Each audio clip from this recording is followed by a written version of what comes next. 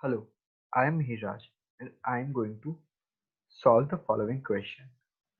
So यहाँ पे जो concept है that concept here is exponents over multiplication. तो ये concept क्या है? तो हम इसको समझेंगे कि अगर कहीं पे a into b to the power m, तो यहाँ पे जो power है वो सिर्फ b पे है, whole to the power 1 by n आया, that is equal to a to the power 1 by n into b to the power m by n. तो हम इसको इतना कॉम्प्लिकेट नहीं करेंगे, पहले हम ऐसे समझते हैं कि b to the power m को हमने c मान लिया है, तो a इंटू सी की पावर अगर 1 बाई एन है तो a की पावर 1 बाई एन हो जाएगी एंड c की पावर भी 1 बाई एन हो जाएगी।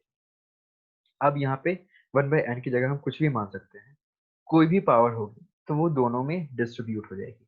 एंड जो चीज हमने एक चीज देखी थी कि अगर यहाँ पे कोई अंदर में पावर में है और बाहर में भी कोई पावर है तो वो दोनों मल्टीप्लाई हो जाते हैं, तो यहाँ पे m मल्टीप्लाई हो गया है 1 बाई एन के साथ, तो ये वाली वैल्यू आ गई है। तो एक सिंपल सी चीज है कि सबसे पहले यहाँ पे दो चीज हुई है। सबसे पहले ये जो बाहर वाली पावर है ये दोनों बेस पे ये पावर में चले गई है और ये दोनों बेस मल्टीप्लिकेशन में आ गए हैं। और दूसरी चीज क्या हुई है, ये जो यहाँ पे जो पावर में है अंदर एक्सपोनेंट है और जो बाहर एक्सपोनेंट है वो मल्टीप्लाई हो जाएंगे, तो उसको हम ऐसे भी लिख सकते हैं। तो अब यहाँ पे क्वेश्चन सॉल्व करें तो फर्स्ट क्वेश्चन हियर इज कि if 12 to the power 1 by 2 plus 108 to the power 1 by 2 is equal to n to the power 1 by 2, then what is the value of n?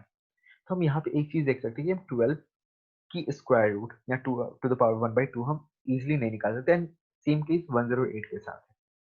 तो हम इसके साथ कर क्या सकते हैं, बट हमें कुछ ना कुछ तो करना पड़ेगा। तो हम क्या करेंगे, अगेन जो हम करते हैं, हम बेस को प्राइम फैक्टराइज करेंगे। तो 12 को हम प्राइम फैक्टराइज करेंगे तो हम क्या देखेंगे, 2 into 2 into 3, एंड अगर मतलब 2 स्क्वायर इंटू 3, और अगर हम 108 को करेंगे तो हम क्या देखेंगे, 2 into 2 into 3 into 3 into 3।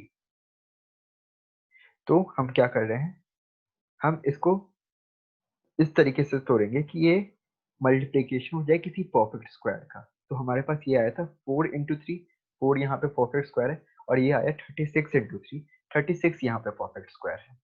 तो आया 12 is equal to 4 into 3, 108 is equal to 36 into 3। अब इसकी पावर 1/2 है, तो हम ये क्या करेंगे, इसको 4 into 3 लिखेंगे, इसकी पावर 1/2 करा, एंड 108 को हम लिखेंगे 36 into 3 और इसकी पावर 1/2 करा। और जैसा हमने अभी सीखा है, ये जो 1/2 पावर है ये दोनों बेस पे चला जाएगा और दोनों की पावर चला जाएगा और ये दोनों टर्म्स मल्टीप्लीकेशन में आ जाएंगे। तो ये हो गया 4 to the power 1/2 एंड ये हो गया 3 to the power 1/2, और ये वाला टर्म प्लस में आके ये दोनों टर्म को अलग अलग एक एक स्टेप लेकर सॉल्व करेंगे। तो इसको हमने ये चीज लिखी, and 36 into 3 to the power 1/2 को हमने ये वैल्यू लिखा, 36 to the power 1/2 into 3 to the power 1/2। अब इसके बाद हम क्या करेंगे, इसके बाद हम 4 to the power 1/2 को लिख सकते हैं 2, और 36 to the power 1/2 को लिख सकते हैं 6। तो हम वो चीज करा हमने, इसको हमने 2 लिखा, इसको हमने 6 लिखा, और दोनों के साथ मल्टीप्लीकेशन में क्या है, 3 to the power 1/2। अब हमारे पास अच्छी चीज क्या है, अच्छी चीज ये है कि हम 3 to the power 1/2 को कॉमन ले सकते हैं इन दोनों टर्म्स से, एंड ये दोनों टर्म एडिशन में है।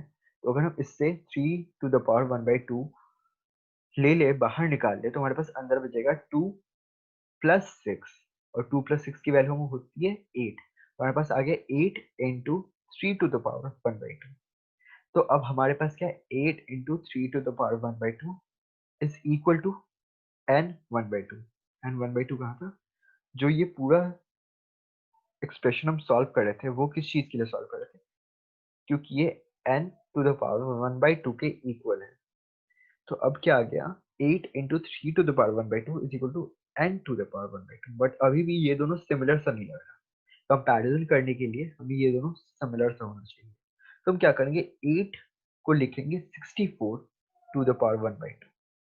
ये हमने क्यों लिखा है, क्योंकि हम अगर ये मल्टीप्लिकेशन में दोनों में 1/2 होगा तो हम अभी जो हमने थ्योरम सीखा है उससे हम क्या करेंगे, उससे हम करेंगे ये जो 64 है, अभी जो हमने आइडेंटिटी सीखी है, हम जो क्या करेंगे 64 और 3 को मल्टीप्लाई करेंगे, वो हम आगे देखते हैं क्या करेंगे एक्चुअली। तो ये 64 to the power 1/2 है। अब हम देखिए 64 to the power 1/2 लिखने से हमारे पास फायदा क्या होगा। फायदा ये होगा कि हम 64 इंटू 3 कर सकते हैं और whole to the power, I left the bracket here, whole to the power 1/2 कर सकते हैं। और इसको मल्टीप्लाई करने पे आएगा हमारे पास 192 की power 1/2 is equal to n की पावर 1/2। यहाँ से सिंपल कंपैरिजन है, n की वैल्यू आ जाएगी 192 जो कि ऑप्शन डी है। अब नेक्स्ट क्वेश्चन आते हैं। इफ 25 इंटू 5 की power 1/2 whole to the power x is equal to 5 1/3 to the power x plus 1 then x equals to। इस टाइप का क्वेश्चन जब भी हो, मैं ये प्रेफर करूंगा सबसे पहले ये 25 है, ये 5 है, ये 5 है, सारे बेसिस को हम 5 के बेस में तोड़ते हैं। 5 के बेस में तोड़ने का मतलब कि ये 25 को लिख दिया 5 स्क्वायर, ये हो गया 5 की पावर 1/2, ये हो गया 5 की पावर 1/2। तो हमारे पास दोनों साइड हम ट्राई करें कि एक सिंगल बेस आए 5 और उसके बाद हम इस चीज को सॉल्व करेंगे। तो हम इसको सिंप्लीफाई करेंगे, इस पहले इस इक्वेशन को विल सिंप्लीफाई द इक्वेशन। तो हमने क्या लिखा, इसको 5 स्क्वायर जो है मैंने बोला कि ये करने वाले थे, तो ये करा और ये इक्वेशन हमारी है फाइनली ये सेम इक्वेशन है, मैंने बस 25 की जगह 5 स्क्वायर करा है। अब क्या है, यहाँ पे 5 स्क्वायर है इंटू 5 की पावर 1/2 है, तो हम इसको क्या करेंगे, ये एडिशन होता है क्योंकि सेम बेस पे डिफरेंट पावर मल्टी है और मल्टीप्लिकेशन में है दोनों, तो बेस आ जाएगा और जो पावर्स होंगे वो ऐड हो जाएंगे। 2 इंटू 2 प्लस 1/2 पावर्स ऐड क्यों होते हैं, like I guys I think आप लोगों को पता होगा, बट मैं फिर भी बता देता हूँ। ये मान लेते हैं 2 बार मल्टीप्लाई हो रहा है और ये हाफ टाइम्स मल्टीप्लाई हो रहा है, और इस चीज सबको मल्टीप्लाई करेंगे तो ये 2 और हाफ 2.5 टाइम्स मल्टीप्लाई होगा, इसलिए 2 प्लस 1/2 आ रहा है। अब इसके बाहर ये x है, वो हम बाद में हमने एक और चीज सीखी थी कि अंदर कोई पावर है और बाहर कोई पावर है तो उसको मल्टीप्लाई कर देंगे। तो यहाँ पे 5/2 पहले हमने इसे लिखा और इस 5/2 में हमने x मल्टीप्लाई कर दिया तो 5x/2 आएगा। अब इस वाले साइड की इक्वेशन को सॉल्व करते हैं। ये 5 की पावर 1/3 है और बाहर x प्लस 1 है, ये अभी भी वैसा है, बट हम क्या करेंगे एक चीज कि हम इन दोनों को मल्टीप्लाई कर देंगे क्योंकि अंदर वाली पावर और बाहर वाली पावर मल्टीप्लिकेशन में आ जाएगी। तो ये हो गया और इस साइड भी आ गई, तो हमने जो चीज सोची थी वो चीज हो गई है। दोनों साइड पे सिर्फ एक बेस है, इस साइड भी 5 और इस साइड भी 5। अब क्या हुआ हमारे पास, अगर मेरे पास बेस सेम है तो हम आराम से जो पावर्स है एक्सपोनेंट्स है उनको कंपेयर कर सकते हैं। तो यहाँ पे आया लेफ्ट साइड में 5x/2 और राइट साइड में गया 1/3 इंटू एक्स प्लस वन, जिसको हम लिख सकते हैं x+1/3। अब एक सिंपल सी लीनियर इक्वेशन है, इसको हम सॉल्व करेंगे। 5x/2 और x+1/3, 3 को हम इधर ले गए 15x और 2 को हम इधर ले गए 2x+2, फिर 15x is equal to 2x+2, 2x को हम फिर इधर ले जाएंगे तो ये 13x हो जाएगा और ये साइड राइट साइड में 2 है, तो x की वैल्यू आ गई 2/13, तो ऑप्शन बी हो जाएगा हमारा आंसर। अब नेक्स्ट कॉन्सेप्ट आता है हमारा नेगेटिव एक्सपोनेंट।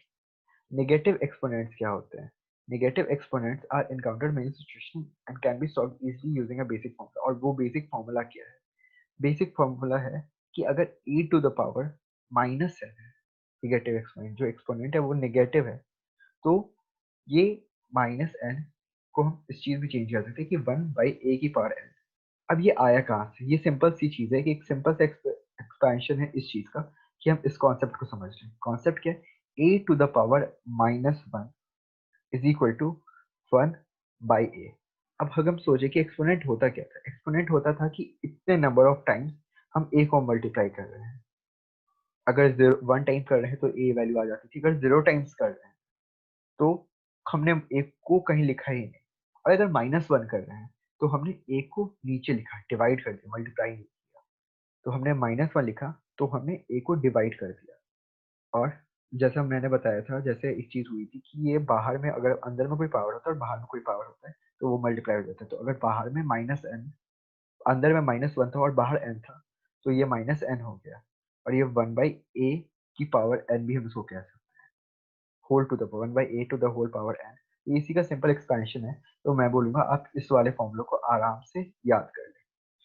अब हम क्वेश्चन पे आते हैं। क्वेश्चन है कि -3 टू द पावर -1/5 को एक पॉजिटिव एक्सपोनेंट में एक्सप्रेस करना है। ये बहुत इजी सवाल है, जो सेम थ्योरम से सेम फॉर्मूला हमने पढ़ा है उसी को बस हमें एक बार लिखना है। अब लिखना कैसे, -3 टू द पावर -1/5, -3 है, -3 को हम अभी ऐसे ही रहने देते हैं। हम क्या करेंगे, -1/5 जो है, -1/5 में हम माइनस वाली चीज़ को अंदर ले जाएँगे। अंदर ले जाने का मतलब क्या है, -1 अंदर ले जाएँगे। ये जो एक्सपोनेंट का -1 है, इस एक्सपोनेंट को लिखा मैंने -1 इंटू 1/5, एक्सपोनेंट का -1 मैं अंदर ले गया। तो ये जो -3 है, वो -3 का क्या होगा? -3, ये 1/-3 हो जाएगा। क्यों? क्योंकि हमने याद किया है यहाँ पे, अगर हम नेगेटिव को अंदर ले गए, नेगेटिव एक्सपोनेंट को अगर अंदर ले जाते हैं, उससे क्या फ़र्क पड़ता है कि ये जो बेसिक फ़ॉर्मूला था, ये वाला बेसिक फ़ॉर्मूला, यहाँ पे n जो है 1/5 है, a जो है -3 है। n जो है 1/5 है, a जो है -3 है। तो हम इसको आराम से लिख सकते हैं कि -3 को हमने यहाँ पे लिखा, और अब ये 1/a हो गया, उसकी पावर क्या है, n है। ये सिंपल सी चीज़ यहाँ पे ये हो गई है, इज़ इक्वल टू, तो हम अगर इसको आगे को सॉल्व करेंगे, अब ये डिनोमिनेटर में नेगेटिव है या न्यूमरेटर में नेगेटिव ले जाए, इक्वल है, और ये हम इस नेगेटिव को बाहर ले आए, ये भी इक्वल है। तो जो ऑप्शन होएगा मेरा, ऑप्शन डी हो जाएगा। ये बहुत सिंपल सा क्वेश्चन था। अब क्वेश्चन 3 पे आते हैं हम लोग। सो द वैल्यू ऑफ 1/216 की पावर -2/3, 1/256 की पावर -3/2 और 1/32 की पावर -1/5। अब ये क्वेश्चन बहुत बड़ा लग रहा है, बट अगर हम इसको एक स्टेप बाय एक स्टेप देखें तो बहुत इजी सवाल है। क्यों? हम 216 को क्या लिख सकते हैं, 6 क्यूब। तो मैं इसको और भी छोटा कर सकता था, 2 क्यूब इंटू 3 क्यूब भी दे सकता था, या प्राइम फैक्टराइजेशन में डिफरेंशिएट आती, बट क्यों?